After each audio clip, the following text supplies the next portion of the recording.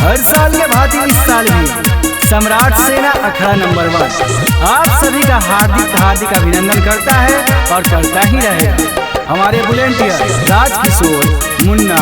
जय किशोर, अवध किशोर, संदीप, रामू, पवन, अंदर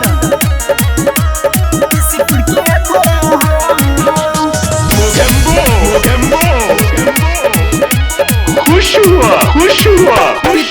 लाठी भला पूरा करेला सहाला सुधर जो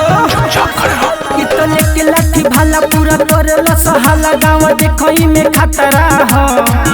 इ तो पहिले के लफड़ा हो जगदीशपुर के अखड़ा हो इ तो पहिले के लफड़ा हो जगदीशपुर के अखड़ा हो।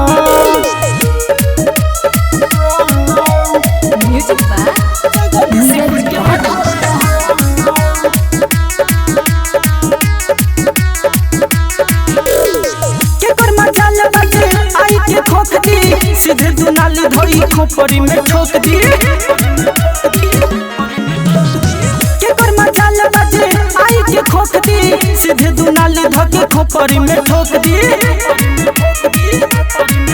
हई गाँव रंगदार पूरा जाने ला जवार लइका हवा के खतरा हो इ तो पहिले के लफड़ा हो जगदीशपुर के अखड़ा हो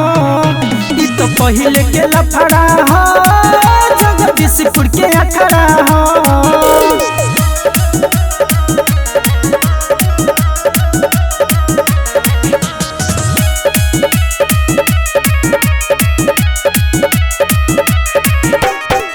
नंबर 1 अखड़ा जानेला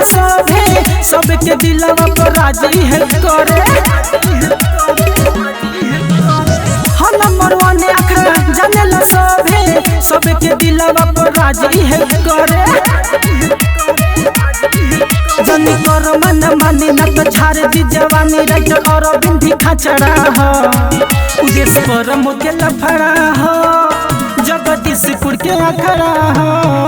उदेश पर मुके लफड़ा हो जगदीशपुर के अखड़ा हो इतने के लाठी भला पूरा करेला सहाला गाँव देखई में खतरा हो इ तो पहिले के लफड़ा हो जगदीशपुर के अखड़ा हो इ तो पहिले के लफड़ा हो